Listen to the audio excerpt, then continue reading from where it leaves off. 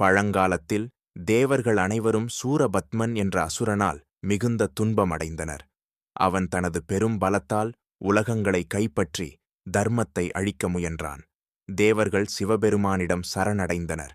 அவர்களின் வேண்டுகோளை ஏற்று சிவபெருமானின் நெற்றிக் கண்ணிலிருந்து 6 தீப்பொறிகள் வெளிப்பட்டன. அவை சரண்யா நதியில் வளர்ந்து 6 முகங்களுடன் கூடிய குழந்தையாக உருவானது. அதுவே கார்த்திகேயன், சுவாமி முருகன். கார்த்திகை மாதத்தில் கார்த்திகை பெண்கள் அவரை வளர்த்ததால் அவர் கார்த்திகேயன் என்றும் அழைக்கப்பட்டார். பார்வதி தேவி அவரை அணைத்து வளர்த்தாள். தேவர்கள் அனைவரும் அவருக்கு தெய்வீக ஆயுதங்களை அளித்தனர்.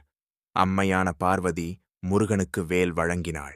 அது தீமையை அழிக்கும் சக்தியின் சின்னம். முருகன் தனது வீரத்தால் சூரபத்மனை வென்று தர்மத்தை மீட்டார். அசுரனை அழித்த பின் அவனுக்கு அருள் செய்து மயில் மற்றும் சேவல் வடிவம் அளித்தார். அதனால் முருகன் மயில் வாகனனாகவும் சேவற்கொடி உடையவராகவும் விளங்கினார்.